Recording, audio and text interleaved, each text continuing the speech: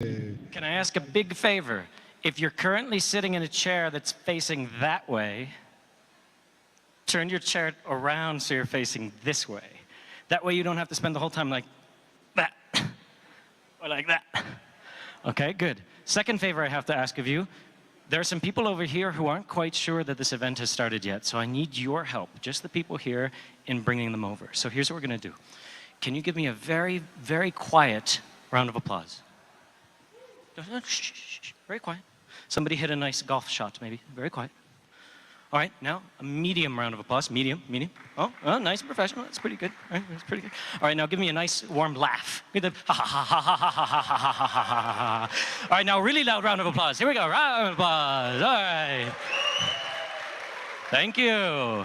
All right, and that concludes our panel. Thank you. Okay, but now you see they all just started coming over, so thank you for the assist. My name is Connor Satley. I'm going to be moderating this group discussion on futurizing democracy. I just had a nice hour with all of the amazing people that are going to be on stage, and I think they would all agree futurizing democracy might be a little bit of a fool's errand. Maybe we need to futurize ourselves. Maybe we need to futurize each other. Maybe we need to futurize how we participate in democracy. I think there's a lot of really interesting perspectives that we're going to share with you here on stage. We're going to hear from 5 really incredible people that all have different routes to how they're futurizing democracy. We're going to hear from somebody right from here in Puebla who thinks that education is the key to improving democracy towards the future. We're going to hear from somebody in Mexico City who thinks it might be humor, that it might be jokes that get people involved in democracy. And trust me, this guy's heroes are Jackass and Borat, so you're going to have some interesting perspectives on this one.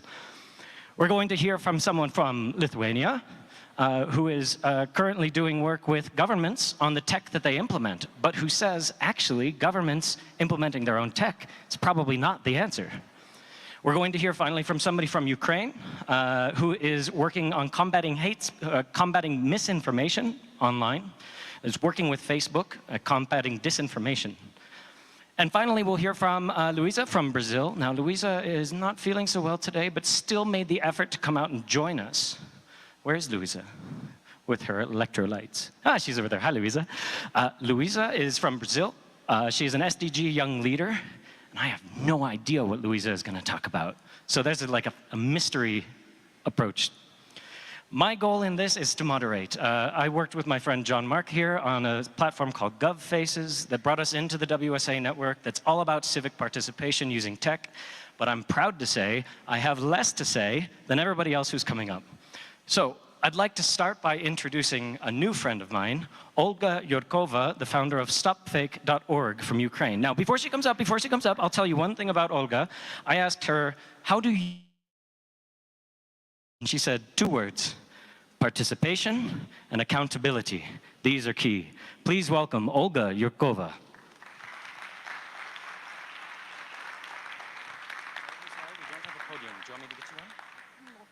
Okay. We have lost our podium. Is it possible to get that podium back? No, to get the podium. You know? Yeah, sign language, you know, it gets you through some tricky times. No, it's okay. Okay, technical problems, but we'll get it solved. Give us a second. You are such a good audience, though. Okay. Peter, look, everybody's looking. Even Peter's looking. Peter's on his screen. Here we go, podium. So once again, can you be so kind as to welcome Olga Yurkova, please? Thank you so much for such a brilliant introduction. And sorry, I will use my notes just to be concise, because this is a topic I can speak about endlessly. And okay, in 2014, I was among the Ukrainian media people who created the Stop Fake project. This was our reaction to the avalanche of Russian fake news about Ukraine. The idea was simple. Just take a piece of news, check it with verifiable proofs, like photos, videos, and other strong evidence. And if it turns out to be fake, we put it on our website. If it's not fake, we do nothing. And we have begun to raise this issue at the level of policymakers, international policymakers, but we didn't imagine that this was just the beginning, and these disinformation campaigns would soon spread around the world. And this would happen in particular using new technologies in the field of artificial intelligence and machine learning. There is a debate in the world as to whether these technologies will help to cope with disinformation or conversely raise the level of propaganda and manipulations to heights unattainable for humans. It looks like the answer is both.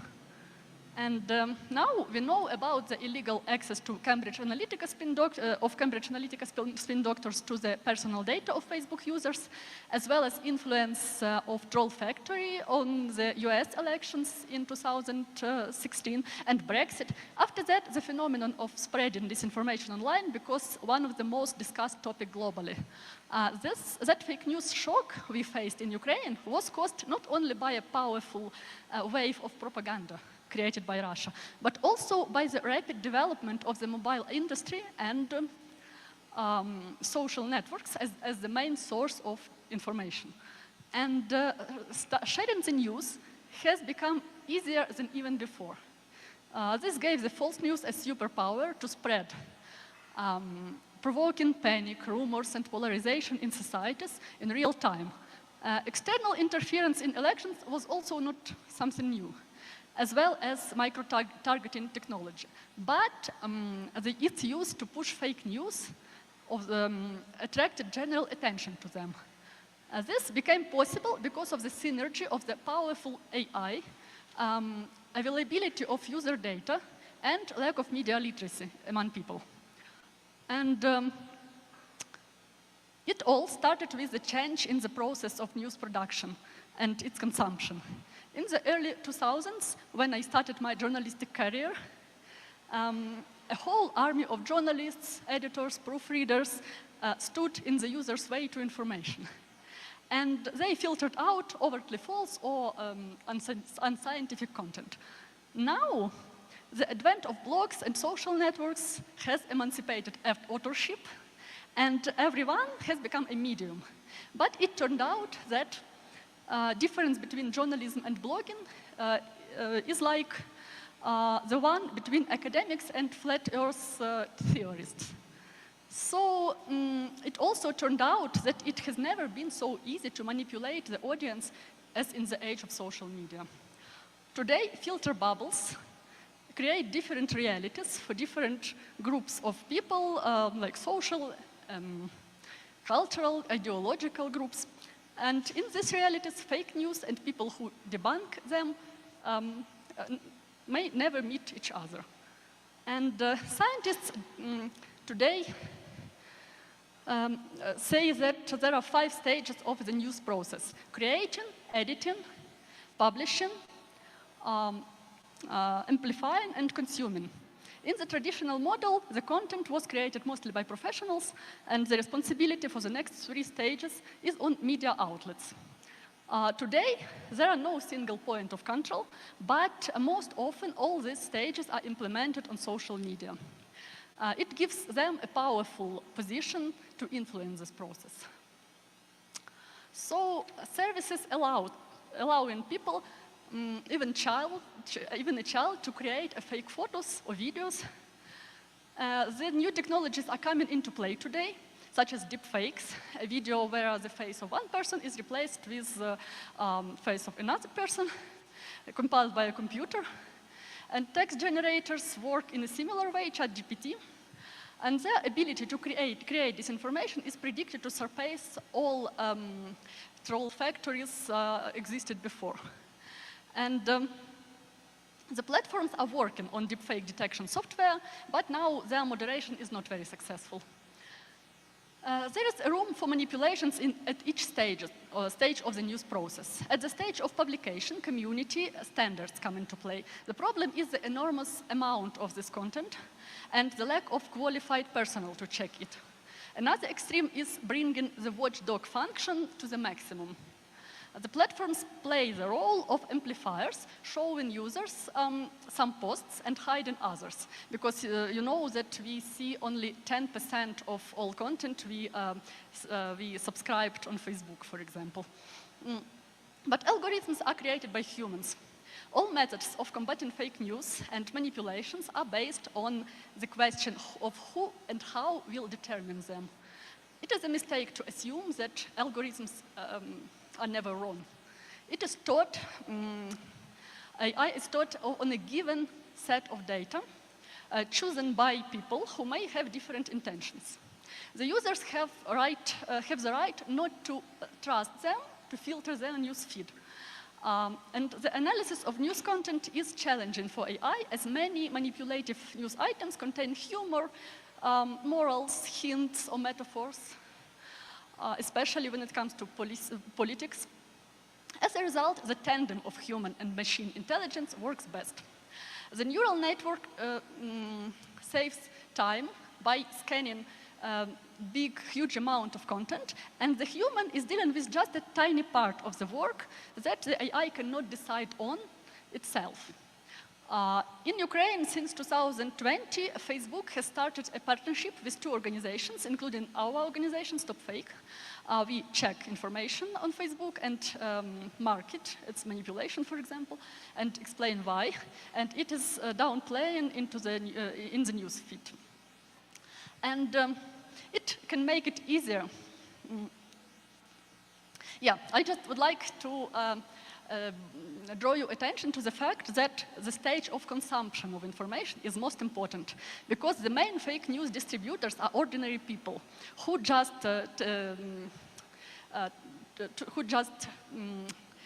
click share and put it alone. So when we click share, we become a link in the disinformation chain. And if we become resilient to manipulations, the chain will be broken. In the long run, I believe in media literacy and education, which will not be replaced by any AI. It can make it easier by offering automatic fact-checking tools, but the foundation of a critical thinking should be put at schools and kindergartens. And the creation, just to sum it up, the creators of disinformation are those who try to resist it and playing cat and mouse game. I'm sorry, the creators of disinformation and those who try to resist it are playing cat and mouse game. The algorithm invented today may not detect tomorrow's fake. So this is no magic technological pill, but it is hoped that new technologies will work in combination with the responsibility of their creators, the platforms that establish fair and clear rules of the game, the governments that regulate the information field as much as necessary for national security, but no more. And all of these ingredients are impossible without people participation, without people claiming accountability from the platforms and government. Thank you. Thank you, Olga. I promise you, every tech event you go to in the next 2 or 3 years, everybody's going to stand on stage and say disinformation is a threat to democracy. You are looking at somebody who is putting her hands on the problem, and I admire so much the work that Stop Fake does. Literally going through disinformation on Facebook and checking it piece by piece. I admire the work that you've done, and thank you for starting off our conversation here, Olga. Thank you. Okay, next.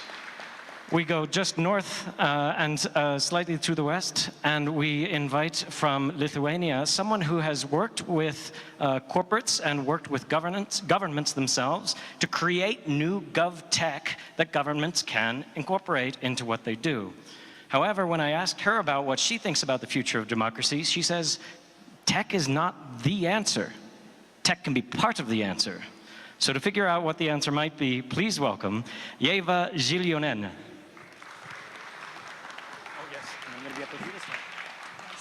Thank you so much, Connor, and thanks everybody for having me here today. And yeah, so when we talk about technology, really, it's not the only answer. Just as a person who spent lots and lots of years working in government with technology, I can really say that. So Lithuania is a small but very nice country at the center, geographical center of Europe, and we started for earnest development of our so-called then information society efforts already 20 years ago in early 2000s, and I had the possibility to join the first agency dedicated to all these efforts. And as very young specialist, then I was in charge of writing the first information society development strategies and programs and plans, and lots of very important things have to be done to develop electronic services, to develop electronic content for education, to develop e-health, to develop e-democracy, among many, many other things. And I think we did a good work during these years, and now, when I look back, then we thought about information society like some stage, some magical stage in which lots of problems will disappear, everything will be solved by technology, and everybody will be much, much, much happier than now. And now, as I'm here, I look back, I see, yeah, we actually, more or less, we are here. We have the technology, especially as it comes to, for example, public electronic services. We can do so many things now so easy, starting from declaring our taxes, just helped by all this data, which already is in the government, and we just have to check it quickly and to approve or not. We can have access to all our health history online, and our doctors can. Our children use different digital content, edutech tools at schools every day. And I think COVID, of course, was a huge push forward for that, but now it's there.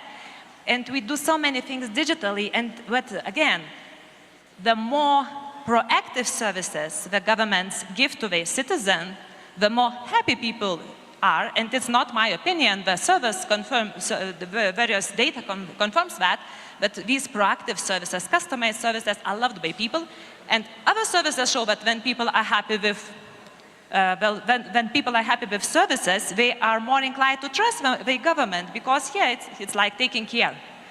But if we look into e-democracy, I think the things that we planned for 20 years ago, we still find in the plans. Let's build the tools to include citizens into policy making, and governments develop tools and nobody's used that. We have tools to comment on draft legislation, like 3% of Lithuanian draft legislation, which is always put online, gets any comments from the public. We have tools that people can apply with their ideas, but they don't. So my idea is here that maybe governments should stop trying to invent instruments which they don't like have processes or heart into, but to open the data and open their minds to possibility to cooperate with startups, with people, with grassroots organizations that can give ideas and can build these instruments. And then the governments just have to be ready to accept and to test them. So in this context, I think sharing is caring, and I really am looking forward and will advocate not just here, but in many other countries in which I work, towards this approach. Don't try to build something about you don't understand very well. Just let others who feel real pain and have ideas how to solve it, to do that. Thank you. Thank you, Yeva. I think this is a very important point about citizen participation, citizen apathy, creating tools that nobody uses, maybe not the right way forward. We're going to come back to this, Yeva, so thank you very much for joining us. Now, there's a change because I think somebody got something on the screen wrong, but I've got it on my phone right. The next person I'm going to invite up is not Franco Machado, it's Luisa Franco Machado, who is an SDG young leader from Brazil. So where is Luisa? There's Luisa. Come on up, Luisa.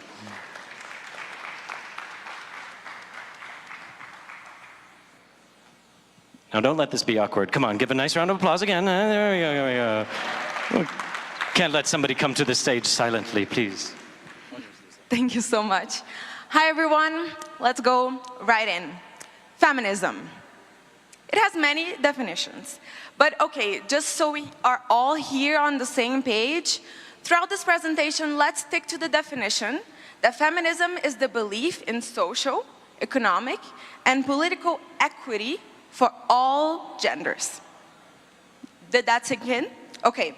Now, I wanted to please raise your hand if you think that artificial intelligence is a feminist issue. Okay, I see some hands. So now I want you to please raise your hand if you don't think artificial intelligence is a feminist issue. Okay, so I see that a lot of you have no idea. That's okay.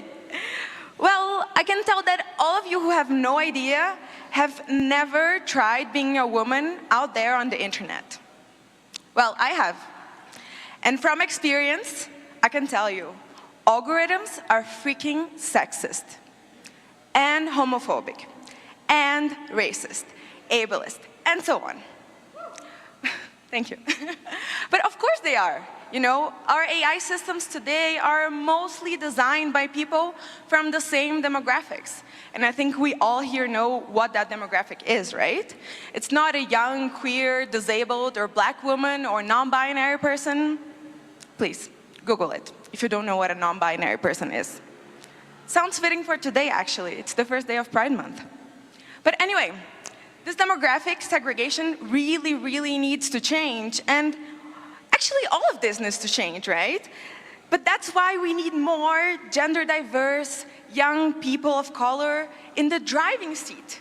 You know, change is actually only going to be possible once we recenter agency. But that's something that people are scared to admit, because no one likes to have their privileges contested, right? We hear a lot that we need to include women in tech policy and practice, include young people, include the marginalized communities. But enough savior complex, guys. Inclusion alone takes agency away from us. It's not about inclusion. It's about embracing meaningful leadership. You know, everyone I talked to here since I arrived was very surprised when I told them I'm here as an expert, as an international expert. Oh, but you look so young. But I'm an international expert and I'm young. You know, these are not dichotomies. For example, I have both 1 million likes on TikTok, the young people platform, and a track record of implementing public policy at the OECD, at the UN, government, blah, blah, blah. You see, one thing does not exclude the other. But it's okay. I completely understand the shock. You know, the same type of people who are designing the AI systems, they are also the ones implementing policies, regulating or not these systems, governing our data. But minorities, who are not part of the decision-making process, are on the edge of having their personal data exploited on a regular basis, and even potentially have this information used against them. So, you know, the ever greater risk of surveillance, concerns over data privacy, and the negative consequences of algorithmic bias are burning. In academia, we say that there is this emergence of the so-called digital subalterns, which are a new class of datafied subjects who are kept outside of the political and symbolic order. Maybe that's why many attempts to include excluded people feel just performative. Remember what I was saying earlier about being a woman on the internet? Social media is actually just a tool to remind us that technology affects different groups differently. And this impacts the kinds of policy that we need to advocate for. So yeah, artificial intelligence is a feminist issue. Now, if you ask me, a young leader appointed by the UN, what's my view for the future of democracy?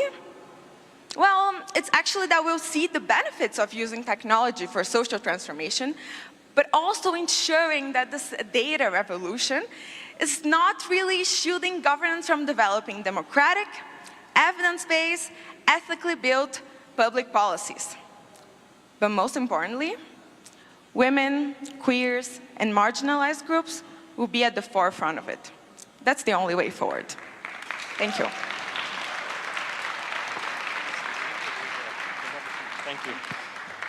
And so now the question, is AI a feminist issue? All right, hey, progress already. Thank you so much. Thank you. For bringing the voices of people who are not on the stage also into the conversation as well. It means a lot, and so glad to have you here. Luisa, thank you for joining us. My pleasure. Next up, from just up the road, it's a very small town. Not many people have heard of it. It's called Mexico City. He's joining us from Mexico City. He's the founder of Supercívicos, and I asked him, what does he think about the future of democracy? And you know what he said? He said, democracy. This is a boring word. When we say democracy, everybody goes to sleep. We need to find out something better. So you're going to find out something that's not boring, and the man who's going to tell you about it is Arturo Hernandez. Please, Arturo, come on stage.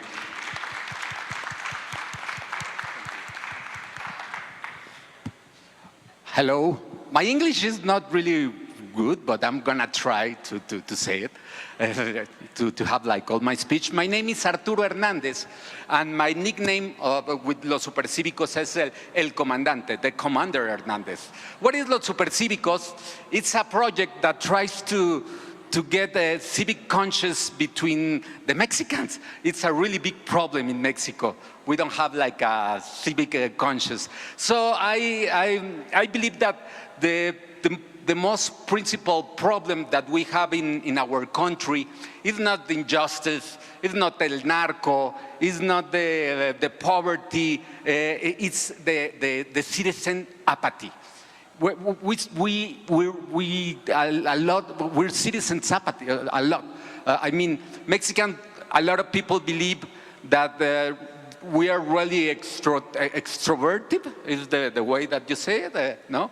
We sing and we make jokes. And the truth is that we don't speak up. So I invent like this format that I begin just to use humor to wake up the people. Maybe you know Jackass, the program, these guys who make like strange things. I took like Jackass and I say like, what about if I just make the things that they do in Jackass, but with a purpose? Instead of making like risky things, let's do it with a purpose. I'm gonna give you an example. That video got like more than 200 million views. No, it's a lot. I dressed as a Jesus Christ and I went inside the metro, the subway, and the problem that I want to resolve was that the people, they don't respect, a lot of people, they don't respect the disability seats, no? It's healthy people that they don't want to stand up and they use those seats. So I dress as a Jesus Christ and I begin just to yell to everyone like, listen, I'm Jesus Christ. I'm gonna make miracles. Like this guy that is using this seat and he cannot talk. And I was holding a grail with water and I begin just to throw like the water like, okay, this guy is you're gonna walk for the first time. Come on, try it. I'm Jesus, I'm Jesus. So the people begin, these guys begin just to feel the pressure, and when they stand up, believe me that all the subway car yelled like, it's a miracle, Jesus, it's a miracle. So, and that way, we begin just to make like those funny videos that they become viral. And now we have like more than 5 million subscribers in YouTube, in Facebook, in Twitter, in TikTok. So the next step was just to use technology. So we invent this app that you could make a report. You could make, as a citizen, a report of any problems of the cities, let's say like a leak problem. You record in 30 seconds, and not photos, just video, and we send the report to the authority, to the government. And the magical secret, just to make the authority to resolve that problem, is that I give for free my social network, and if I criticize you, I'm going to applaud you. So the authority begins just to resolve a lot of our problems. Actually, we went to the World Summit Awards we lost in Portugal, but okay. And what happened with our app that we couldn't, with the COVID, we couldn't, it costs a lot. But it doesn't matter because we're developing the new app, and it's magical. It's going to work so well. I'm going to give you context. I believe that there's a 20% of the Mexicans that you don't have to talk with them. I mean, you don't have to try to convince them because it's like us. It's people that they realize that humanity is having problems. Don't talk with those guys. They are already with us. And then you have another 20% that I call them the infected. This guy is like a zombie. Don't try to convert that guy into a good guy, because it's impossible. But now, you have like this 50, 60% of the people that it's not bad people, but it's people with a lot of apathy. And the new app, if you make a report of the leak problem, you're gonna, and the authority resolve the problem, you're gonna get points. Let's say like a leak problem is 5 points. You save a tree, you have 10 points.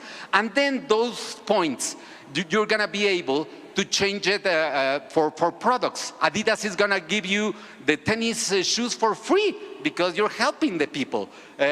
Or the ticket from Aeromexico is gonna be for free. And for me, it's like, that's the future of the citizen participation, gamification. Let's play, because otherwise, if we're gonna continue just to give like messages like, oh, the global warming, use the bike, they don't care. So in my point of view, that's like that's the future of the thing. Thank you. Thank you so much, Arturo.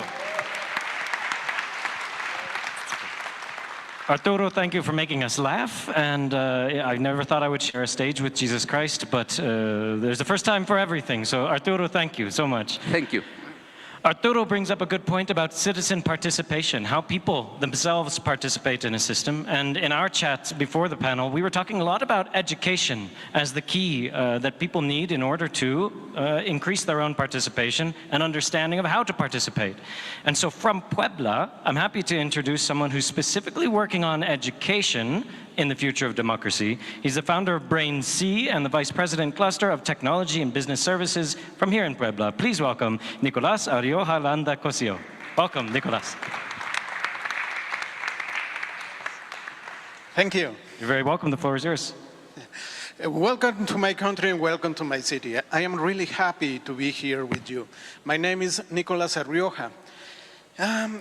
When we hear about artificial intelligence, we find artificial intelligence everywhere.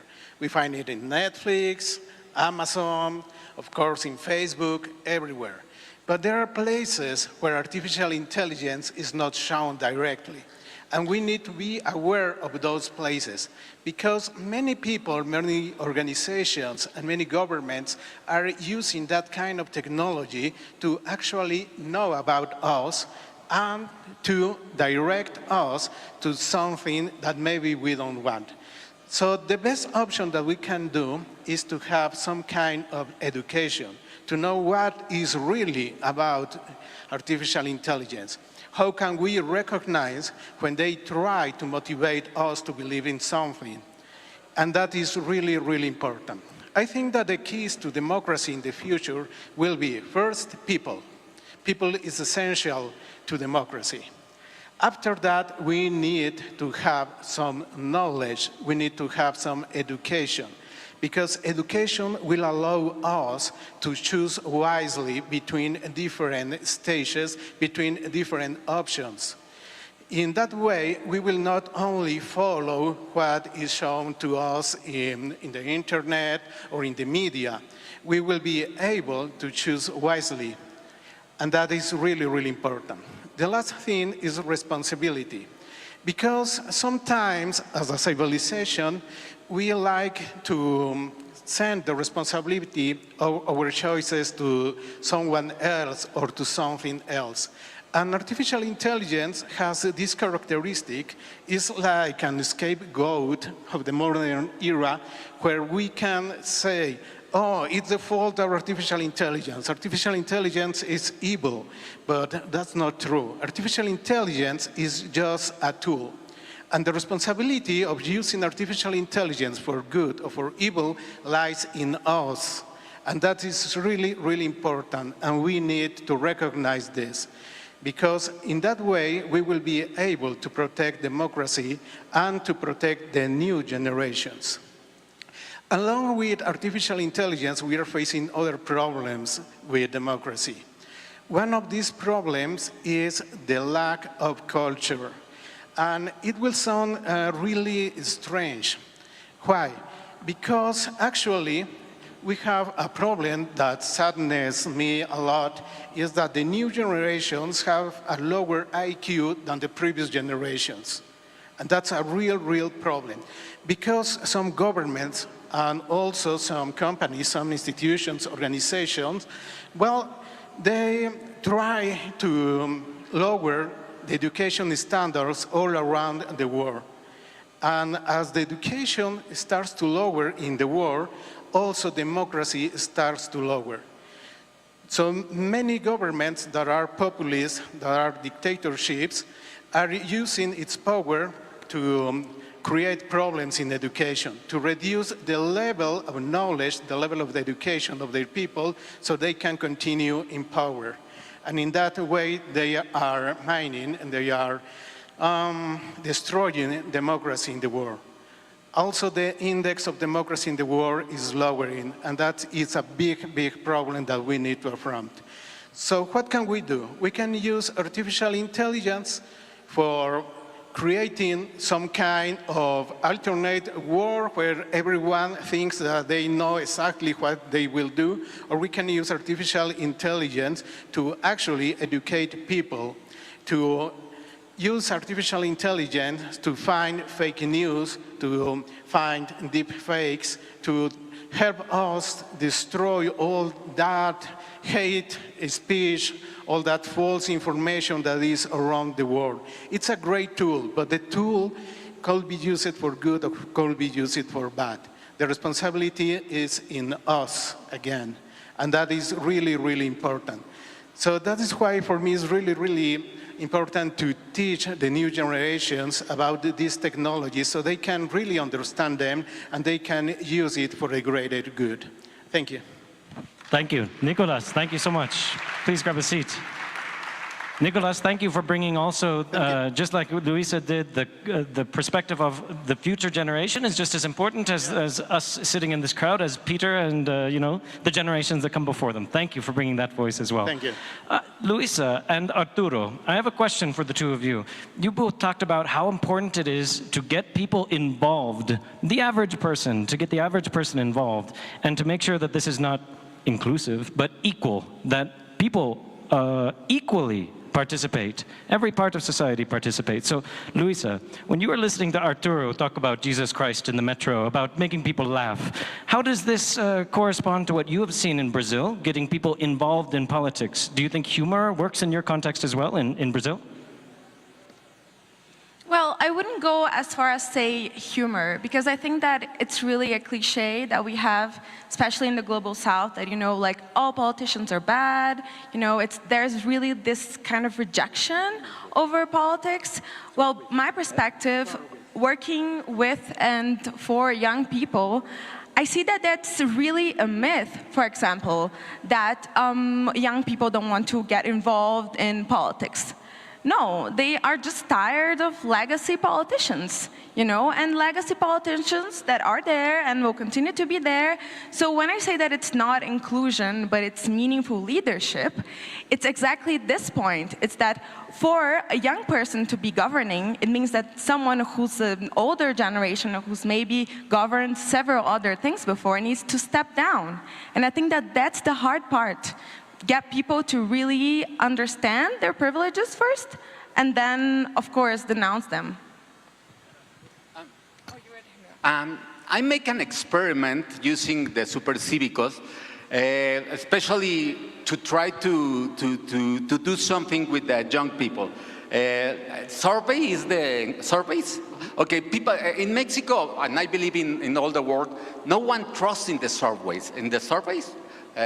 Why? Because a lot of the time they pay for just to be the winner, no? So I went to the Zócalo, that is the main place in Mexico, and I put like the candidates, for example, the last selection for president, I put like López Obrador, that he was the winner, and all the contenders. And I say, using Facebook Live, I was like holding, how do you say, a board, yeah? And I put like all the names of the candidates, and the people could vote, but in Facebook Live. So you cannot cheat about that. no? So at the end, it was amazing because the result of that at the end was like almost the same than the voters had like. So I believe that those kind of technology using and doing things with not humor, but it was I was talking with the people and they were saying why and no. And it was a thing that I'm gonna use it for now for these elections, and I believe that those kind of things they can make people just to see politics in a different way and more real, I believe. No? And so I want to follow up with Eva. Eva, you have been at the forefront of creating digital strategies for government, digital technologies for government. Do you find that when governments are using these digital tools, that, like Arturo says, people find it easier than to participate? Do these tools actually make it easier for people to participate in governance, in your experience? Yeah, so, like the point of what I shared before is that no. I mean, governments really know how to engineer these services and to do them more accessible, and thanks God that we learned that. It took a long time as well, because digital service is not about just taking the paper form and make it in digital. It's like 20 years ago. Now it's like first you engineer, you rethink, you see what data you have or what you should have, and they make new changes in the institution, and you make the service as easy for a person. That the best thing is I don't even have to ask if I'm entitled for something, because state knows that I'm entitled and it's given to me, and I'm just informed. So that's easy. I think now in majority of the world, we know how to do that, and that's good. That really makes lives easier. But when it comes to the democratic tools, to like involving people in the actual decision making, it's really hard. And I think from both sides, because the people working in government, they just are not maybe very interested in doing that for earnest. We have KPIs to involve people and to consult people and so on, so they do these tools. They spend money on that, but to no effect. And people, I think, nowadays the most precious and the most costly good in the society is the attention. We are so immersed in so many things. We have to be like in 100 places at once. So, and now I have to do 101st thing to consult government on some decision. If it's not about like cutting down trees in my own yard or something like this, which I take very personally, most likely I won't care. So that's why I think that's important, that these ideas about these tools come from the people and organization working there. But for that, of course, for that really work, the other side, the government has to listen. Yeah, of course. Yeah, Luis? So actually I worked with, I don't know if I can say the government, so I think I'll just say a Western European government through the Open Government Partnership.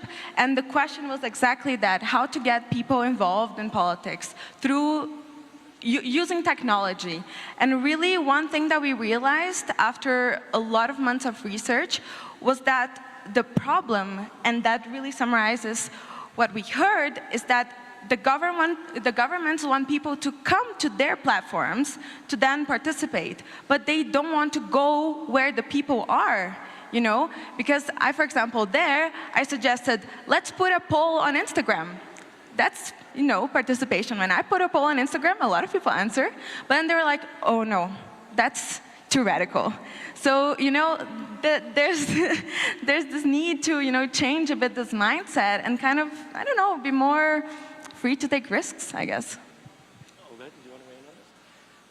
I think so, and both of these interventions sparked something in my head about technologies and the technologies that people are using from the grassroots level or the everyday level starting to be used within government as well. Which brings me to the fact that I think 3 of you, or maybe even 4 of you, mentioned artificial intelligence in your addresses. So I want to bring up artificial intelligence, specifically with Olga and with Nicolas. Both of you said something that was a bit similar, which was, is AI going to replace fact checkers, No, it might make it easier. It's a tool, but it won't replace the human. And just like Nicolas said, we need to educate the younger generation about artificial intelligence so that they can use it as a tool in the future too and understand what it means. So I'm curious, as ChatGPT takes over our consciousness and we all start writing cover letters with ChatGPT and typing in funny things, you must have heard a lot in the last 6 months from your friends, from colleagues about AI. How does it influence your work? Olga, can I start with you? Have you taken a look at how AI is going to be used? What are some of the misconceptions people bring to you about AI in fact-checking and disinformation? First of all, AI now is widely used to create this fake news. They used, for example, I think all of you know about troll factories, and now these troll factories are used using artificial intelligence just to create comments and spread them everywhere where some topic is mentioned, for example. And unfortunately, it works now, and it's not the issue we work with, because we check some false news, we mark them, but we don't check comments, and they just provoke some, I don't know, some hatred, some polarization in society, and real people are involved in this discussion, and then it ends up really messing everything. So in Ukraine, unfortunately, now it works at a very wide range, because we have a war. We are like traumatized. We are inside this trauma all the time. So it's very easy to manipulate with people's emotions. And what to do about it? I think now just education works. But yeah, maybe there is another solution, AI, which can involve AI, because I know that all platforms work on such like detection tools, but they're imperfect, unfortunately. They're not going to replace the human touch in understanding where the news comes from and the sources. Yeah. But I personally believe that we will find a solution, but maybe some of you, yeah. And Nicolas, she mentioned education. Maybe education is the answer, which is a perfect transition to you. Tell us a little bit more about what do the youth say when you're working with them and you show them their first exposure to AI, and are you warning them of the dangers? Are you exciting them about the possibility? Do they care at all? Tell us what it's like educating the next generation about AI. Well, they actually are very excited about artificial intelligence. They want to learn a lot about artificial intelligence because they are looking at it as a new way to create things. Most people in my country are really, really creative, and they like this kind of stuff. But I also have found something really interesting, that people think that artificial intelligence is like a being with a mind of its own, but actually it's just a technology. So we need to teach them that it's just another computer program, of course, a very complex computer program, but it's not something like a special being, like an alien from space that come to teach us and is more smart than us. So that's one point that we need to make really, really clear. What is artificial intelligence? How can we use artificial intelligence, and how it is developed? Once that they understand this, they can start using to solve even small problems. Because it's really important that they know that they can use artificial intelligence to solve everyday problems, even, for example, what they are going to cook or something like that. It's really interesting that they are creating many applications. For example, one of my students created an application using artificial intelligence to teach English. The application learns how the person is learning and adapts itself so it can be a better teacher for the language. So they are creating really interesting things. Yeah. But it's really important that they understand what is artificial intelligence and how it works. Well, let me tell you why I'm a bit upset right now. I'm upset because I'm optimistic. this group of people on the stage, we have somebody who's educating the next generation about AI and they're excited about it. We have someone using humor to get people involved civically in solving the problems around them. We have somebody refreshingly realistic about the government use of technology, two people right in the middle of the stage, and how responsible leadership can be involved, and somebody fighting fake news. So I feel very optimistic. Why does this make me upset? Because any case I go to, any conference about the future of democracy, everybody's very pessimistic. Everybody says democracy is about to collapse, it's collapsing, it's going to fall, we're going to be all in authoritarian dictatorship soon. This is the future of democracy. Now, so are we being too optimistic here? So I have a question for all 5 of you, starting with you, if that's okay, Olga. How hopeful do you feel about the future of democracy in general? I can just repeat the Churchill's, I don't know, quote that democracy is the worst way to govern, but it is at the same time it is the best. Yes, because there are no better one. So I just think that now we are experiencing a huge shift in our huge informational revolution. So we just should adjust to these huge changes. So I believe that it's possible because before humankind adjusted to, for example, industrial revolution and so on. So that's why I am optimistic. It seems like, yeah, it seems like you're optimistic. Okay, so we have an optimist first in Olga. Luisa, how optimistic are you about the future of democracy? Okay, so I think there's a lot of steps that we have to answer, I guess, before answering this question. Because, for example, when you say yes, a lot of people think that everything will collapse. For example, democracy is super tied to economy, you know? So we can't talk about democracy if we don't talk about political economy, for example. And what we have seen is, you know, the extent to which the financial systems have really influenced our lives, government decisions, etc., and how this can also, you know, reflect in the society that a lot of already acquired rights through democracy are then taken away from us, right? I think the US is a huge example of that, with a lot of laws and bills regarding women's rights, right? So yes, I think there is a hope for democracy, but we can't be, you know, we can't just let it be, because then things are gonna start falling. So we really have to, you know, step up our game and continue doing what we're doing, because otherwise the alt-right will start doing it and then everything will collapse. So maybe not the pessimist, not the optimist, but the realist. The driver of action, we must maintain it if we want it, right? Yes, okay, exactly. I like it. Yeva, I'm curious, the future of democracy, are you feeling optimistic? Are you feeling pessimistic? How do you feel? First of all, I think that democracy is something that quite many of us are taking for granted, as long as it's not challenged. And due to war in Ukraine, of course, we feel that danger, and we feel as well the impacts in the digital world. For example, with all these troll bots, troll farms generating lots of fake news and fake information and hate speech and lots of content on the Facebook as well.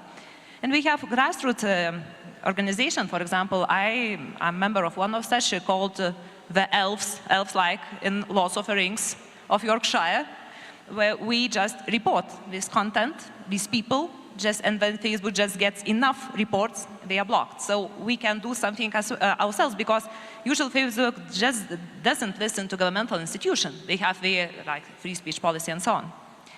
But coming back to what can the government do, so it's not just empty words, but I was speaking about what government should do something like this to be more open, because actually we are doing something like this in Lithuania. We have so-called GovTech Lab, which is aimed at making government institutions and startups co-creation, cooperation format of work together with experimental things. But I think that it's tremendously important to help institutions to start experimenting, because public institutions, they are usually in the very strict limitations. So I think the biggest thing is not just technology things that we can do for democracy as well, some demos which can be then used but as well helping the public sector to become more relaxed, more flexible, and more open to cooperation. So, you know, I'm optimistic my whole life in any kind of things I do.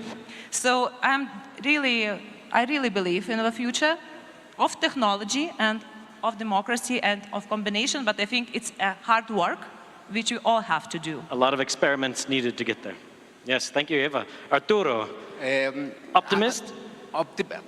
Just to be optimistic, you were talking, in my point of view, I study communication. I'm a communicólogo. How do you say So I realized that we cannot be still using, at least in Mexico, the word democracy. Even if it's like, the meaning is amazing, the voice of the people. But all the parties in Mexico, they have that thing. It's Partido Democrático Revolucionario, Democracy Citizens, and they already use it for everywhere. And so, in my point of view, just to be optimistic, we have to change the way to call democracy. I don't know, in that way, I could be like optimistic. When will you tell us the new way we refer to democracy? I don't know. Tonight? At least that I know that one is not the way. You think about it. Think about it. Next year, you let us know, okay? Okay, good. Nicolas, you're working with the future generation. I hope you are optimistic about the future of democracy. Well, I am a little optimistic, but I also worry a lot about the future of democracy. Because I see that people doesn't engage actually in democracy, and that is something that we need to worry about. Especially now with all the social media and networks and all that kind of stuff. If you remember a few years ago, the bubble effect with Trump, that is actually a red light that we need to take into account. Because people usually think that if someone is winning in the polls, there is no need for me to do something because he is going or she is going to win anyway. So people are losing their intentions to actually participate in democracy, and we need to restore that to save democracy in the world. So I worry, but I am optimistic. I think we can do it. Optimistic, but with a bit of worry. Okay, I understand. I think we've had a great discussion here today. There's a few thoughts that I've taken away. I will remember, Olga, you mentioning the role of the person in finding truth, that AI is not going to replace the need that we all have to be responsible consumers, think before we click share, and that in finding fake news, we will always need people to check this.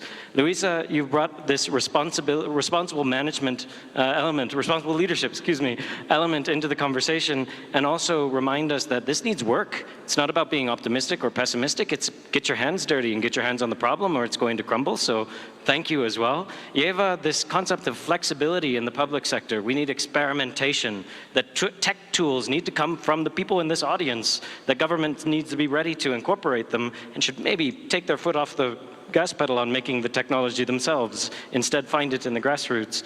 Arturo, you continue to make us laugh, but you made us curious as well about the new term to refer to democracy.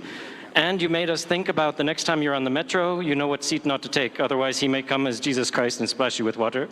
Nicolas, you bring the voice of the next generation, and we take your worries seriously about the future of democracy. And also, just like Olga says, we have a responsibility as consumers to think about the information that we work with. So Nicolas, thank you as well. I'd like to say a big thank you to all 4 of our participants. Can you thank them for me? Thank you so much. And we're ready to hand over to the next part of the agenda. So I'm not sure who I hand the mic to, but thank you very much for paying attention and for being here with us. It was very nice to have you. Thank you very much. It's Odetta. Please welcome Odetta to the stage. Thank you. Thank you, Porno. Thank you, everybody. It was a really inspiring and informative session. And I hope that the audience still has loads and loads of energy and motivation left, because we're heading to the most important part of the day, the winner's pitches. So, ladies and gentlemen, can I get a big, big, huge round of applause for the global winners of WSA 2022? Okay, we need to, pick up the energy here. I'll add some spice. They have traveled from 37 countries from all around the world to be here today. Can I have some more energy for this? if I ask you to add some feet by sharing that these are the people who saw problems in their local communities, they were inspired by them, they saw an insight, they were motivated to act on those problems, and they are building the better future for all of us from their local communities that contribute to the better world. So can I get some feet as well into the energy part? So thank you, winners. And as WSA is all about impact and action, we are also experimenting with winners' pitches sessions. So we tried a new format back in Austria with European Young Innovators, and we are really keen to experiment here as well. So on top of the regular 3-minute pitch, followed by a Q&A session for 4 to 5 minutes, we're also inviting the whole audience to become mentors. So if you are winners and you're not pitching today, if you are jury members and you're observing the pitches, if you are members of the audience, local and international, today you become mentors for the winners. So after the pitching sessions, we will ask the winners to take a corner, a table, and in the other auditorium, just like a corner somewhere in the stage, we will guide you as well. And we will ask all the audience, based on your interest and based on your experience and skills and the thing that you want to share with the winners, to help them to create better impact with your knowledge. So let's try that. And we start in a moment in 2 rooms. We have environment and green energy and smart settlement and urbanization happening right here, moderated by Sandra from Portugal. Sandra, where are you? Hi, Sandra. And we have learning and education and health and well-being in super room. So the room at the very back in auditorium, moderated by Irene from Cyprus. Everybody who is interested in learning and education and health and well-being, follow Irene to the other side of the room, just like the winners as well. Some general information, the pitches are 3 minutes long, and that's sharp. It's 1 question per jury member. So all the people who are jurors, you know who you are. You have a link. If you don't have a link, we have a QR code ready for you to actually access the link. You have the passport in your email, that you have to find yourself. And we just invite you to ask and be active members of audience as well, and ask the winners questions that will help you to judge and select the global winners. So without further ado, Irene, over to you in the super room. Sandra. Thank you. Thank you very much. Hello, everyone.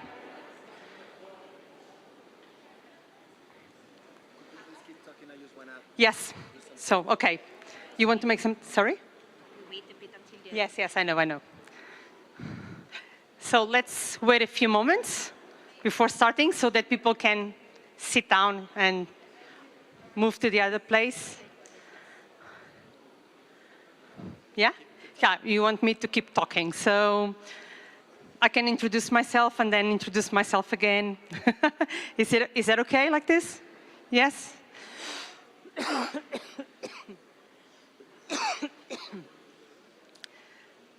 So thank you for the ones that have joined this category. Yeah?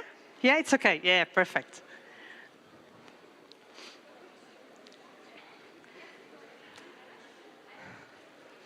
So I'm just waiting for OK to go through this presentation.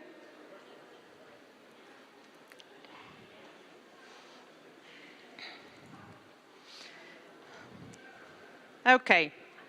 Can we go now? Yeah, I think so. Nobody told me to wait more, so I'll go through. OK, so ladies and gentlemen, good afternoon. My name is Sandra Fazenda Almeida. I'm the national jury expert from Portugal.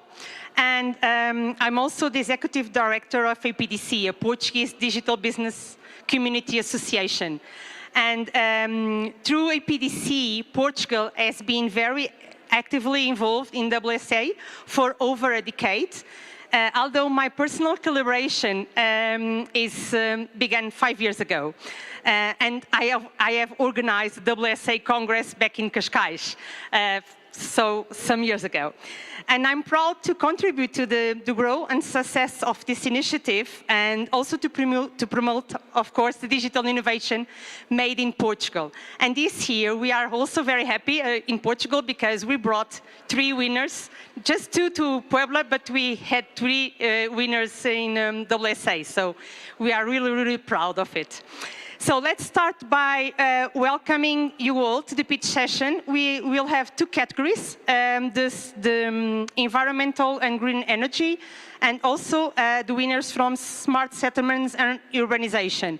So we have a lineup of exceptional speakers that will be presenting their projects. And to ensure a smooth flow of this session, if you want to come a little bit closer, you know, just to the front, it will be easier after to make your questions, because we don't need to pass through the microphone for so long. So if you want to participate in the evaluation, I would invite you to come a little bit more up to the front, okay?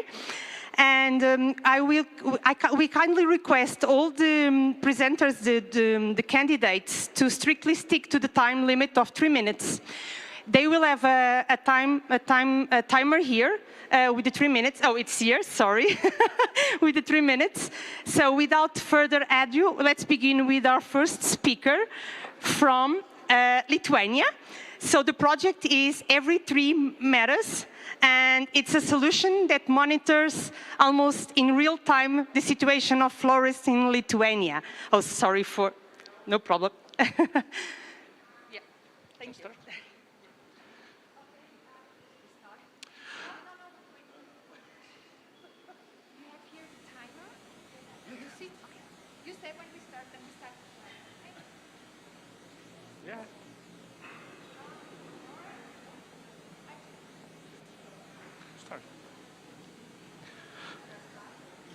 People are blind.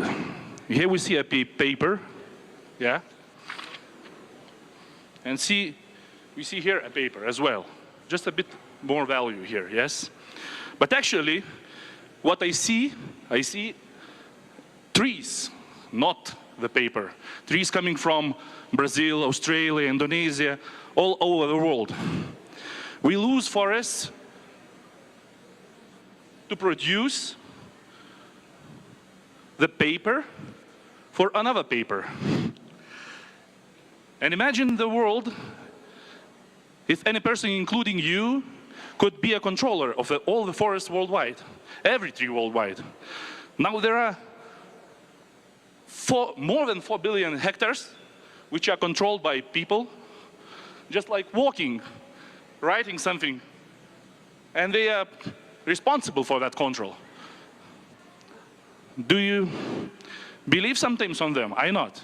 Sometimes controllers do care about trees, you know, like, it's a tree, but this one thing is good. They can be blind as well. And society can't control their property. Society cannot do the impact to their property. They cannot control it. So we are blind.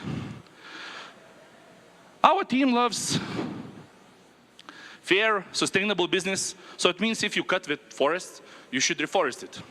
There are a lot of people, companies which reforest, but some of them, they do not like it because it's investments.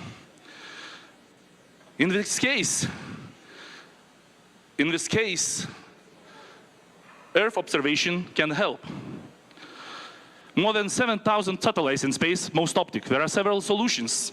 TRICE, pilots running in the world, starting from NASA, private companies, etc. Everyone works with optic satellites. We are strong there, our team. Then any weather, we work with the radar satellites. If there is a cloud, you see the Earth like this. We work in agriculture, we work in environment, we see water, everything. One of our products is forest monitoring system. I don't know why, but it's not working. And we work with satellites, algorithms, artificial intelligence, big data, open source. The product, every tree is counted. Every tree, we know it is oak, height, volume protected or healthy, and we know it was cut or not in the system. Now we work with the public sector, we work with the companies, forest companies, but we want to make a platform, tool for everyone, which could make you controller worldwide. So we care, because every tree matters.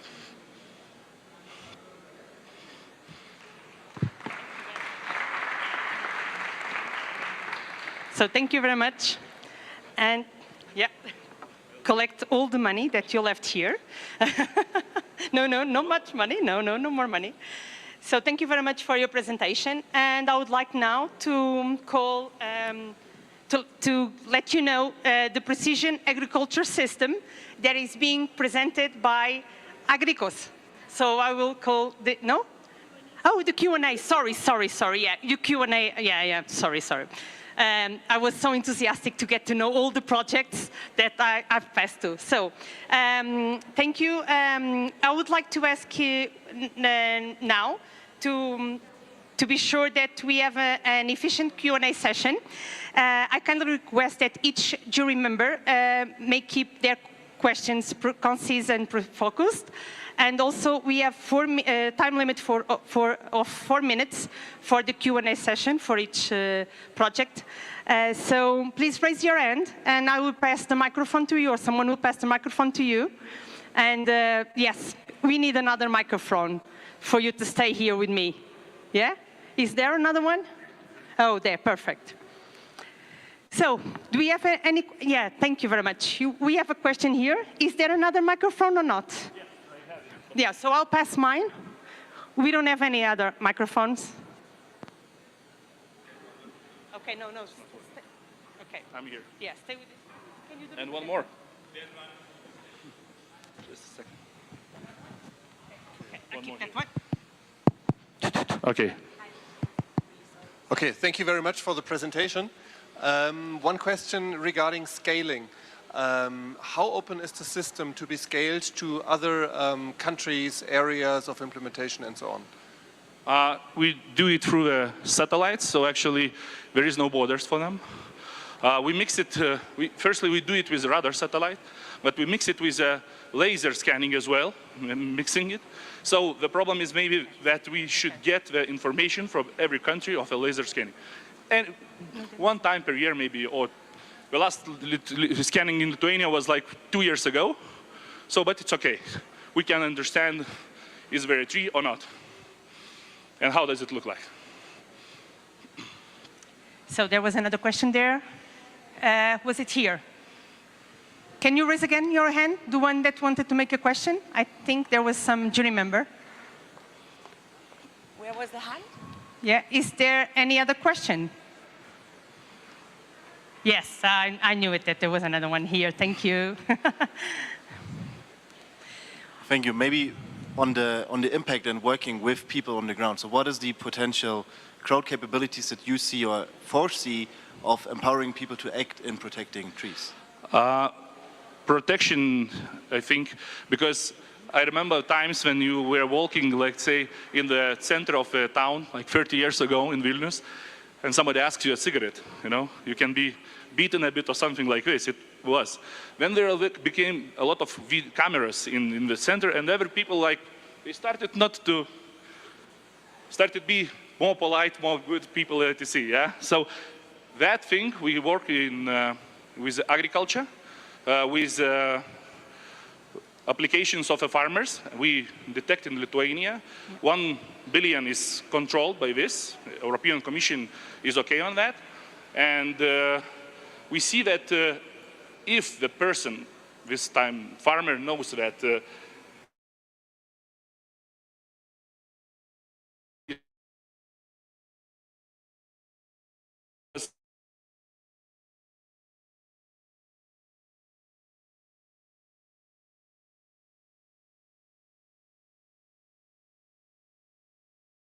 Some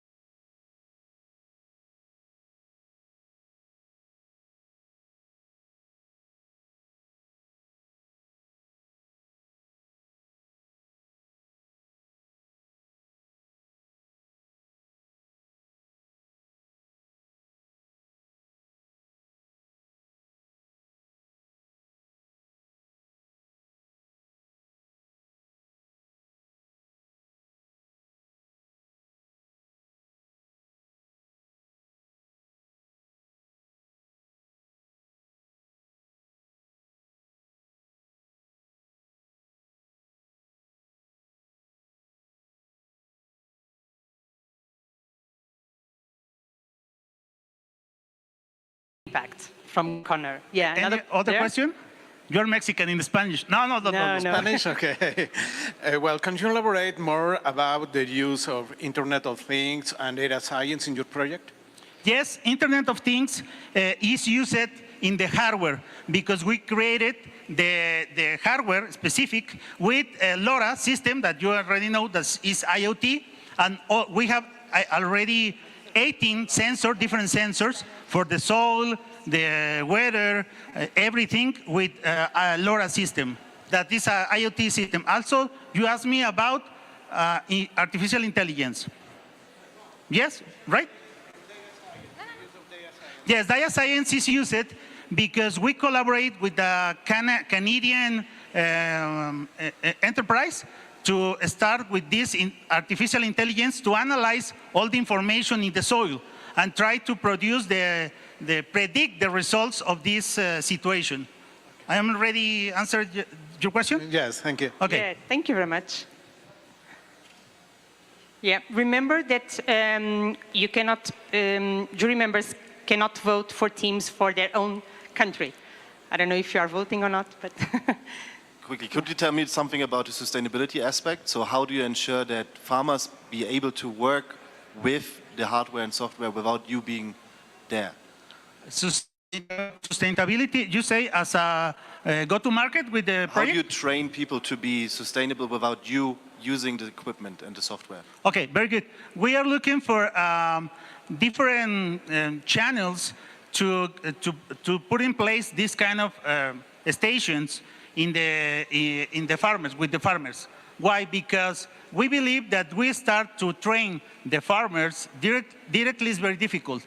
But if we start to with the distribution, for example, seed sellers or different kind of people that is around working with the farmers, is very easy for us. Then we are looking for this kind of distribution system. That's why our project is B2B. Yeah. I answered your question, right? Yes. Or more or less? You were creating an ecosystem. So thank you very much. I think that we had like 4 minutes, so... Thank you. Thank you very much for your participation. The last word. Viva México, camaradas.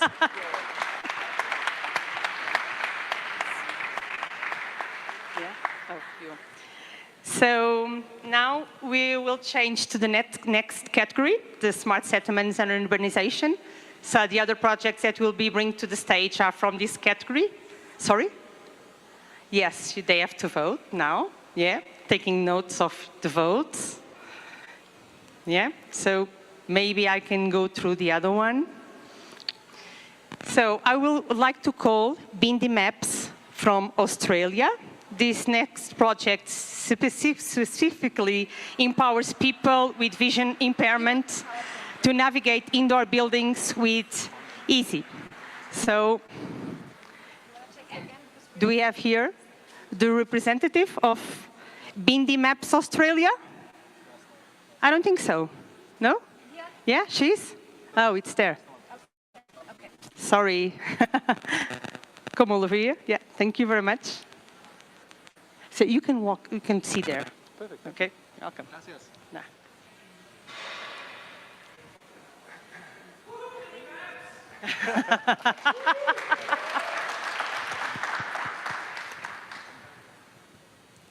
In this day and age, imagine if you were told that you could go to only 1 out of every 20 shopping centers, and only on a certain day because of your skin color, gender, or religious beliefs.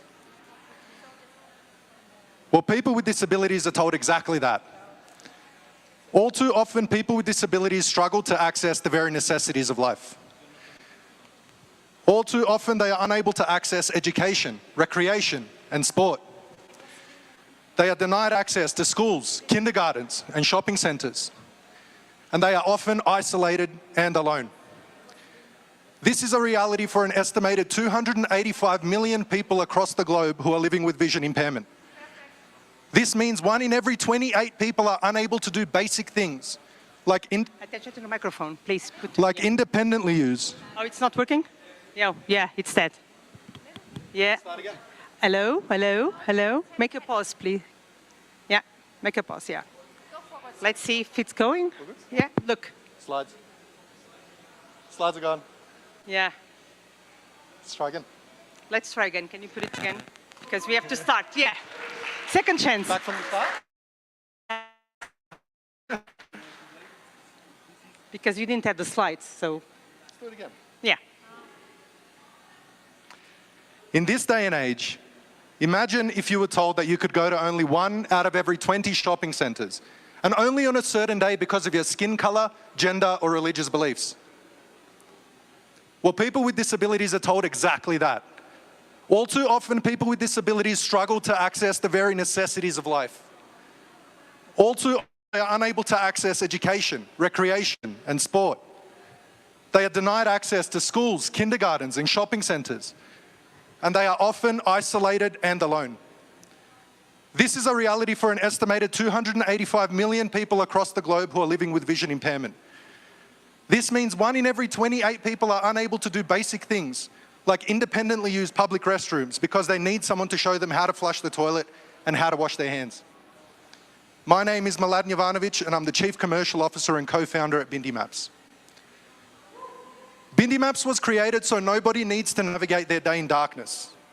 We have developed a highly accurate indoor navigation tool that has been optimized for people with disabilities. As well as having visual maps, Bindi Maps provides text and audio guidance for people who are blind and accessible routes so people in wheelchairs can avoid stairs and other obstacles. Our team is currently working on creating the world's first interactive sensory map. This means that people with autism will soon be able to say, I don't want lights, crowds, or strong smells, and Bindi Maps will dynamically reroute them away from their sensory sensitivities. This lady is Nicole Holmes, one of our very first Bindi Maps users. By using Bindi Maps for the very first time in her life, Nicole was able to independently navigate her way through an unfamiliar building and buy herself a cup of coffee without any help from another human. Bindi Maps quickly spread across hospitals, universities, shopping centers, airports, and many other places, with all of our customers trying to achieve the same thing. To give people of all abilities the freedom, inclusion, and independence that everyone deserves, while making our buildings and spaces smarter, greener, and more sustainable. Bindi Maps is a simple and powerful solution to several of the UN SDGs. By making educational facilities accessible, Bindi Maps promotes lifelong learning opportunities for all. Bindi Maps reduces inequality within countries for people with disabilities. Bindi Maps makes our cities safe, resilient, and sustainable for all while aligning to several of the other SDGs. Bindi Maps was created to restore a sense of independence in people's lives and to allow everyone to live freely. Bindi Maps is more than just a navigation app. Bindi Maps is another step further towards equality. Thank you. Wonderful. Yeah, thank you. Thank you very much for your presentation. Gracias. Is there any questions? Yeah, here, Whitman. Actually, 2 questions. Number one is who's funding this? Who's funding this? And secondly is, are you having any problems rolling it out to a wider, buildings and things like that? Fantastic questions.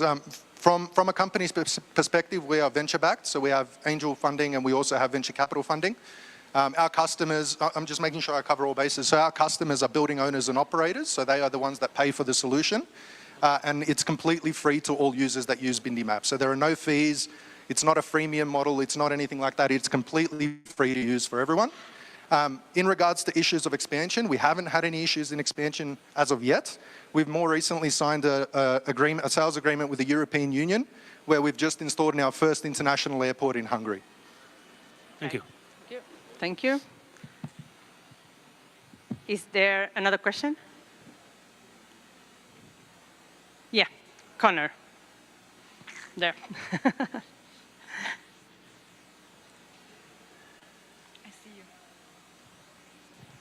Unsurprisingly, the question, so I want to know, the partners that were up there seem to indicate you have some good traction in terms of sales, as you just explained to Whitman. I'm curious about your traction with people. How many people have used Bindi Maps to navigate these spaces that we saw on the screen? And how do you have any kind of measurement for the change you make in their lives, like some sort of an impact measurement for those users? So number of users and impact measurement. That is a fantastic question. And we get asked by our customers many times during the sales process specifically, when we install Bindi Maps, how do we know how many people who are blind visit our space? How do we know how many people in wheelchairs visit our space?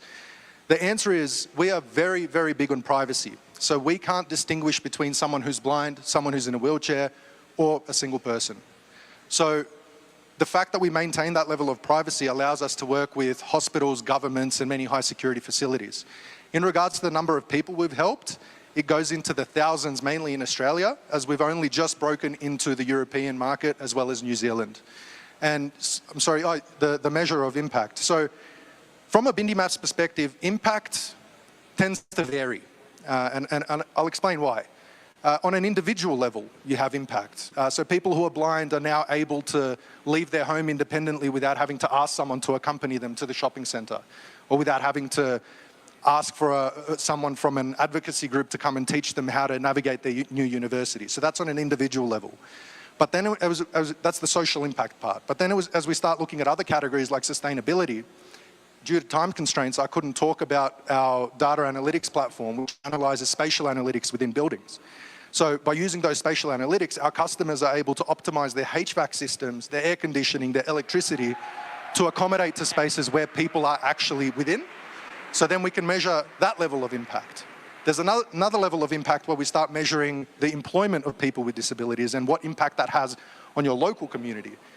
There's a lot of research to show that by hiring people with disabilities, you're reducing a lot of costs on governments for doctor's appointments and all the other health benefits that come along with actually being a contributing member to society. So I'm sorry I can't give you a simple answer to how we measure impact, but there are many different ways. Yes, and you've shown that there are lots of data that can use different ways. So thank you very much. And thank you for the jury members. Thank you very much. And I invited you now to make your votes on the platform, on the paper, as you like. And give you some minutes to do so before moving to the other project. Yeah. Okay, so almost everyone raised their heads, so I think we can move on to Wisdom from Austria. It's a simulation software, Wisdom, for... No, not yet? They are not here. Sorry, they are not here? Oh, okay, okay. So let's move to Egypt. Yes, Egypt? Yeah. So I would like to call the team from Renile. That's a full solution from better monitoring farms, alerting in emergencies. Egypt? No? No? I don't think so. But that, yeah. Maybe third one. Yeah. Ethiopia. Is someone from Ethiopia here? Yes, wonderful. So good day on. So this is a digital platform for matching domestic workers for home repairs. So let's forward back. Okay. Let's know this project from Ethiopia. Yeah. Tena Stelling, that means hello, greetings in Amharic, the official language of Ethiopia.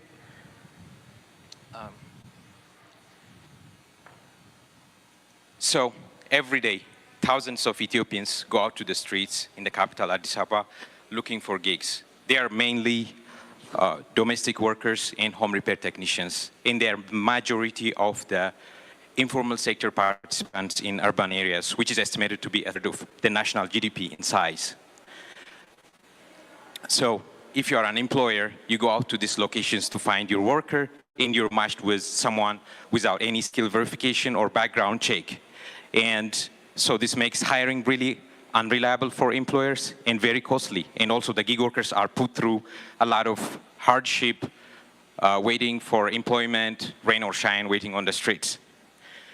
So our solution to this problem is Good Day On, a marketplace for gigs for domestic help and home repair services, and where gig workers are vetted, verified, and onboarded as service providers, and employers can use a mobile app or our call center to get connected to their gig worker who's verified and match their requirements. At our current stage, we're targeting Addis Ababa, which is the largest urban market in the whole of East Africa. And over the last 2 years, we have identified over 1.2 million households and 14,000 small businesses in neighborhoods where there is very high demand for this domestic service and home repairs. We are here to disrupt this informal sector, and our main competition is the Dalala on the streets. So we're coming with unparalleled capacity in terms of technology, and we are well positioned for an accelerated gain of market share and domination. We have a business model where we collect platform service fees from both the gig workers and the employers.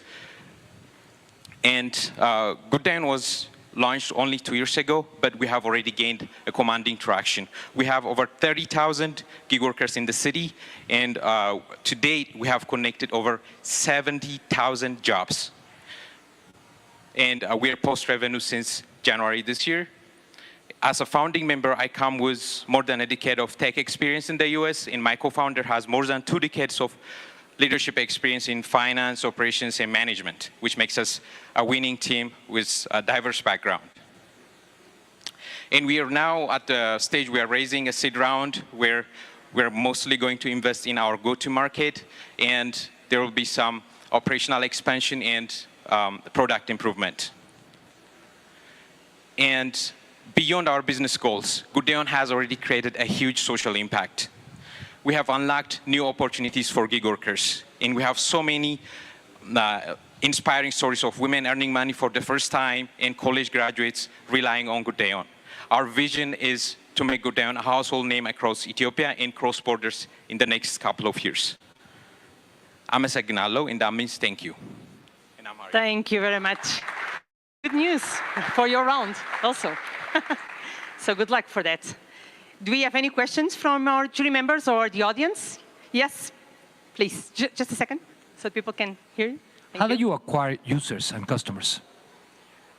So the first almost 2 years of our operation, we heavily invested on customer education because traditionally Ethiopians are used to hiring maids who live in their houses and they stay with them. So now we're pursuing them to, hire part-time maids to come in and clean, cook. So that took a lot of investment. We have to operate in like food on the street, door-to-door marketing, street marketing, creating awareness. So that's what worked us mostly. Of course, social media worked to an extent, acquiring employers, but we heavily invest in like food on the street marketing. And how many users you expect to earn over the next year, 3 and 5 years?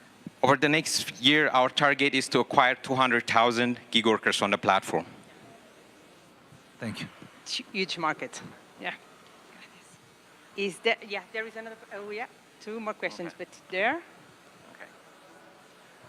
How are you managing the mobile payment between customers and employees?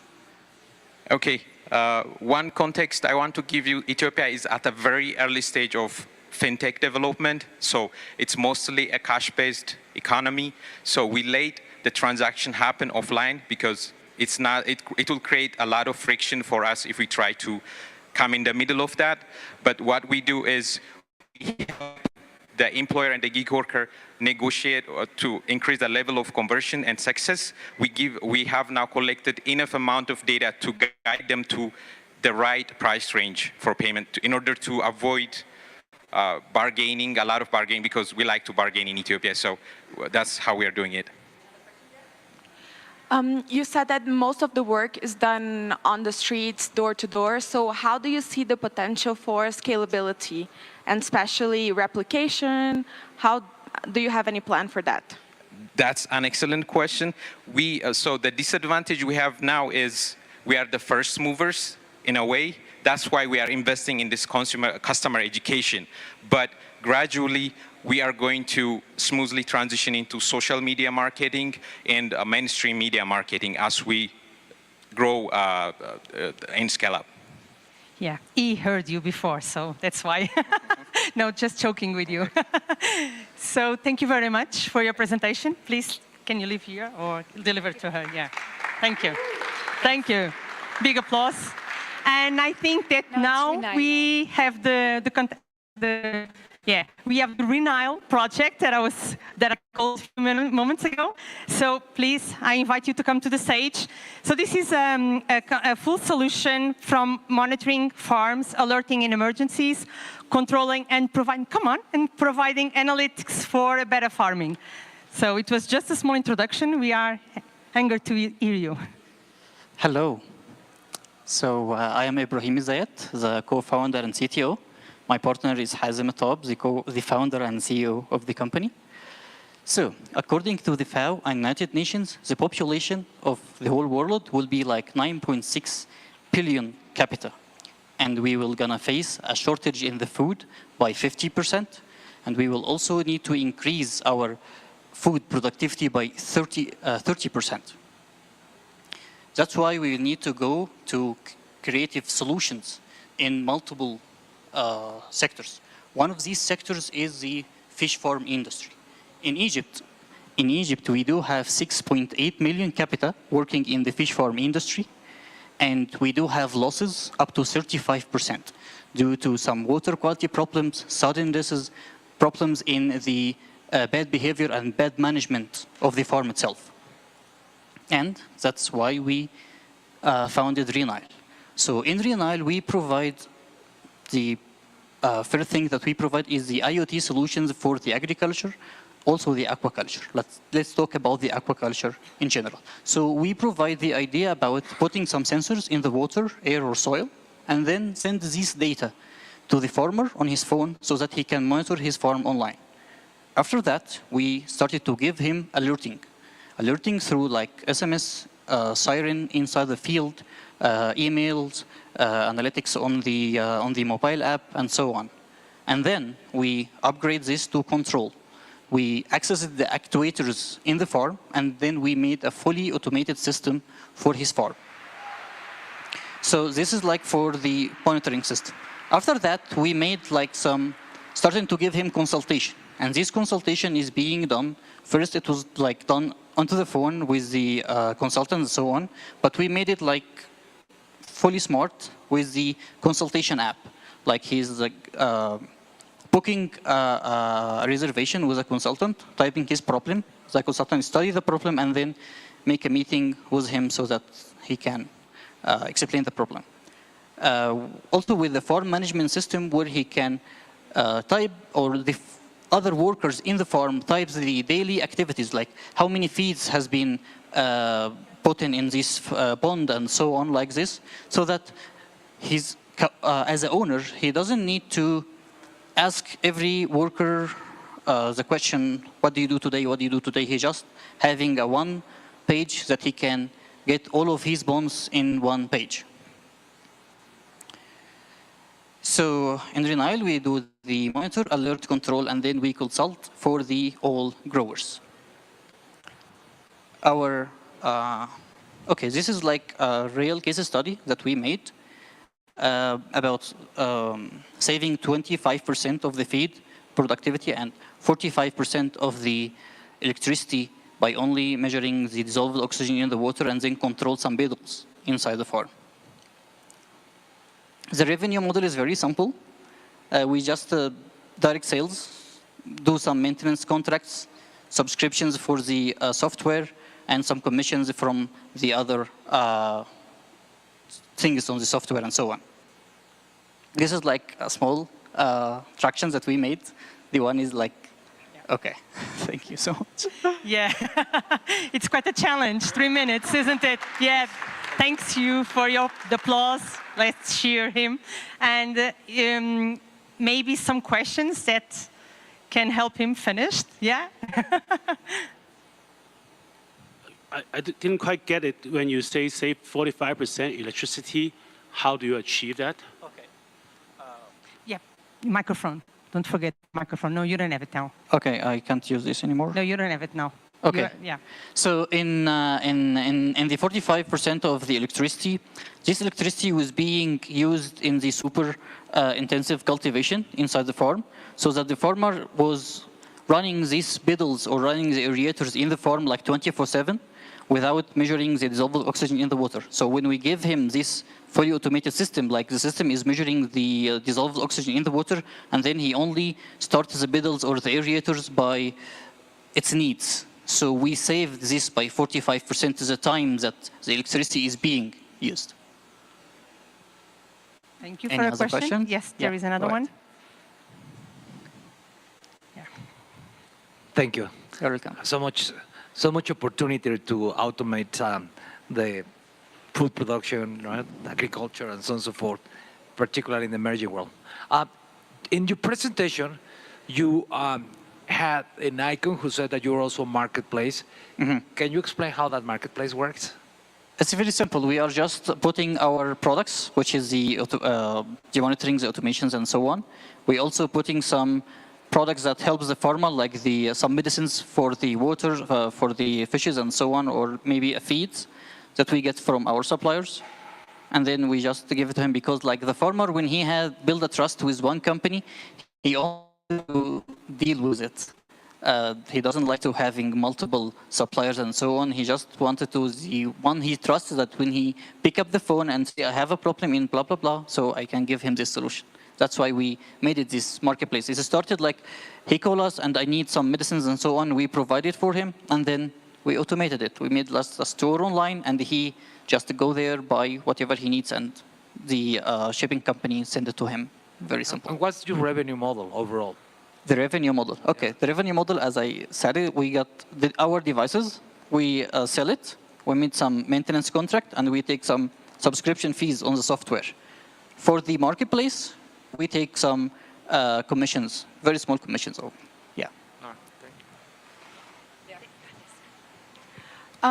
So talking about environmental impact, so for example, fish farming, you mentioned it a lot, is one of the most pollution-based industries in the world. It's one of the least sustainable today. So how is your solution helping improve that reality?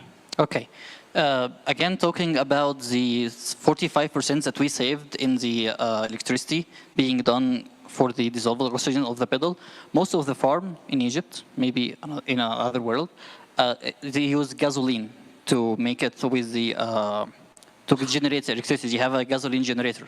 So this gasoline generator put carbon in the air and so on. We started to measure this, and we will convert it to carbon credits, where it can improve and so on.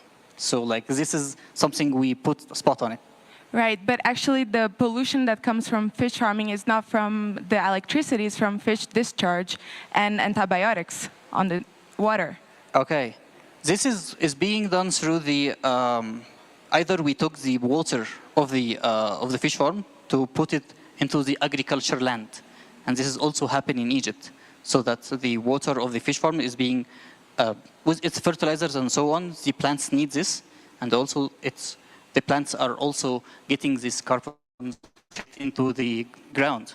So we also do some sustainability about our devices is guiding the farmer through like the right direction.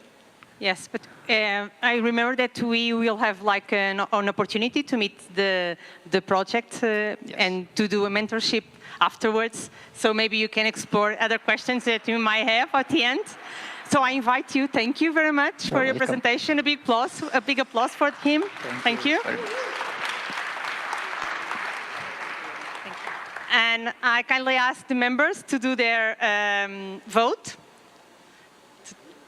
Yes. So we are almost at the end. So now we have Citify, your city tomorrow from Lithuania. And let's meet this project. Thank you very much. This is an oak tree, one of the toughest trees growing in Lithuania. They can grow up to and live up to 1,000 years old.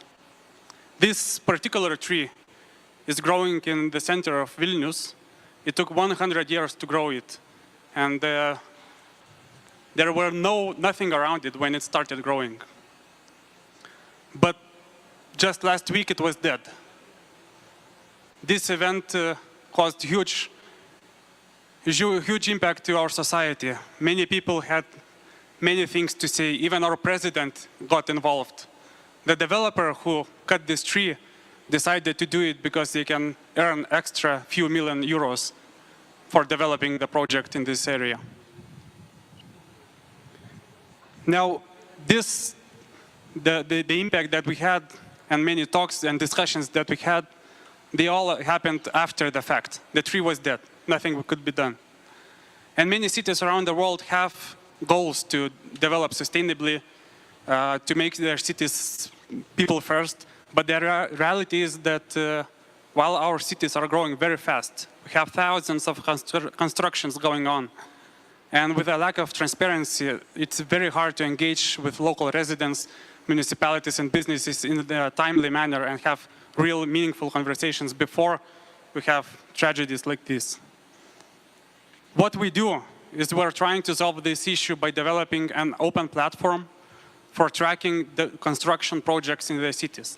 Not only the going on ones, but also the planned ones, the future ones. Imagine it like a kind of a link between residents, businesses, and the governments, and the local authorities and municipalities. This tool allows residents to get timely information either proactively or get notified when the new developments come up in their neighborhoods. And this allows residents to get involved into the planning of the projects and their cities. Our platform currently works in 5 major cities in the Baltic states. We have over 2 million, we cover over 2 million urban population, and we have over 6,000 actively tracked projects in these cities. By partnering with local municipalities, we managed to increase the reach of population by 10-fold. We currently have over 10 million page views, 1.8 million unique users, and every month we gain 65 and growing active users using our platform. And we know that 70% of those users are using our platform to check what is going on in their neighborhoods, so they can proactively get involved and find solutions and discuss with the developers and municipalities. Now, to support this great idea, we have a business plan. Our business case is involved with the business related like developers who currently get access to the full information about the developments in the city. And we're also building tools for specific business cases. So we believe that only by having full transparency, we can engage residents in meaningful conversations. And when you go back to your home, think, how much do you get involved in the planning of your own neighborhood? Thank you. Thank you very much. Yeah, inspiring. Thank you, thank you. It was really inspiring. So do we have further questions? Yeah, Adeline? I'm going to ask you 3 very rapid fire, 1 word, 1 sentence. 1, who's adding projects? We have fully automated, semi-automated, and we have manual job. It depends on the cities, because many cities have different systems available in them. We use open data, we're tracking we're scanning the articles, okay, so etc. All right. How many projects? Right now we have over 6,000 projects. All right. And who's paying? Paying the businesses who are buying access to the full data we have, and we're developing tools for those businesses to extract more value from the data that we have. Great, thank you. Perfect. Yeah, thank you very much. It was really concise, this one, huh? And precisely. Yeah, another one, Connor? I really loved the slide on user numbers. There's a lot of users using your tool, and you say 60% of them are using it to find projects, but those are user numbers, so I'm going to ask about impact numbers. What changes as a result of your platform being available? What change have you seen in the world or in the lives of your users? Please. One very interesting thing that we saw quite recently in Vilnius, in Lithuania, we had mayor elections, and one of the main topics, for the first time in the history of Lithuania's election in mayors, we had discussions on the urbanization of our cities. The very first time. We never had these discussions before in the elections. So, of course, it wasn't just us that did the impact for this, but we believe that by providing the information for residents and the people get people get involved more and more. And the idea that they can change something about the development of their cities, I think it's a very strong idea, and it helps. Yes. Is there any other question from our audience? Yes, here, please. Thank you. Maybe just quickly adding to what Connor has said, how do you then manage false expectation and accountability towards what you're offering on your platform and towards what municipality can agree to change or not change? Can you repeat maybe louder? How do you, is this on? Yeah. How do you manage false expectations towards your platform? Me as a citizen, I complained, I don't want this, it's still happening. Who's going to be accountable for going forward after I review the case on your platform? Yeah, it's a very good question, because if neither businesses or municipalities don't listen to residents, then what they can do? Probably nothing. But we are providing this information, and we actually see many situations when residents get involved in the planning of the projects, either after maybe after the start of constructions, or even in the planning process. We see many projects being changed in the process, and we see these changes that the residents can do impact, and they do it. Yeah. Did I answer? More or less, yeah. It's an optimistic answer. Yeah. I have a question also. In your country, does when you have those projects, development projects, or do real estate development projects, don't you have obligatory consultation periods so that people can make their questions, and then those questions are integrated in the decision of the we do. mayor? Yeah. We do this period, and it's required by law. The problem is that these consultations happen, no one comes to them. Residents don't get information about the new developments in their neighborhoods. They don't get asked to come, and so no one comes. The project moves on. But through your platform, are people coming? Yeah. That's Yeah. one of Now, the measures of impact. Yeah. Well, with our platform, we see the increase in people coming in. Since as I mentioned, we're partnering with municipalities, especially in Vilnius. We're working closely with them, so we are tracking the number of people coming, and we see changes in that. Yeah. Yeah. Thank you very much. Is Thank there you. any other question? Yes. Just another one there. Just to make you making exercise. Yes. I'm the last one, so we have a lot of time. Yes. How do you resolving controversial situation? What controversial situation? This one? Between society and between customers, and it's usually you will have some controversial situation. Not you, but in the municipality also. How you help to resolve these controversial situations?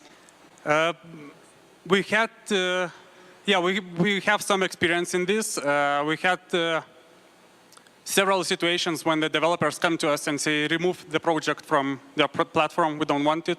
You have no rights, you don't have our allowance to use it, and etc. But we know that we are using open data available to us. We have strong, strong ground in showing those projects, and so so far we kept up against them. Yeah. Okay. So thank you very much. Thank you. Please. Yeah. Thank you. An applause. So please take your time to make the final votes.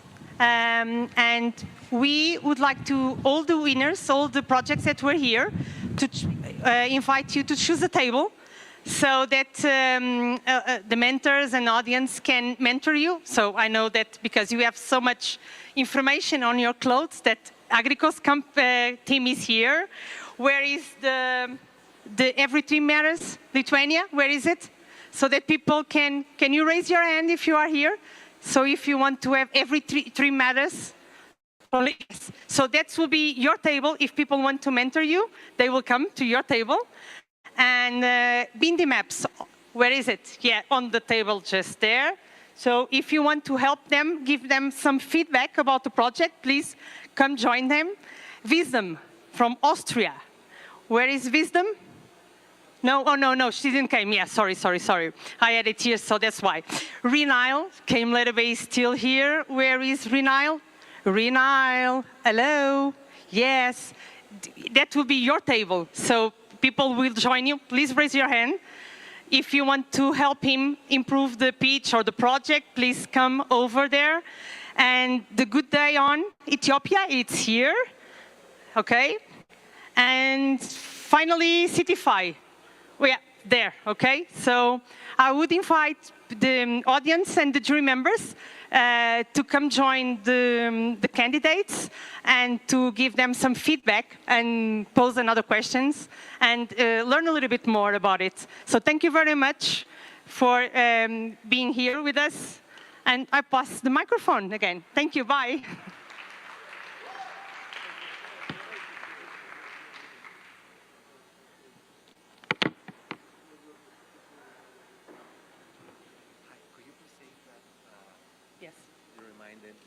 We still have coffee.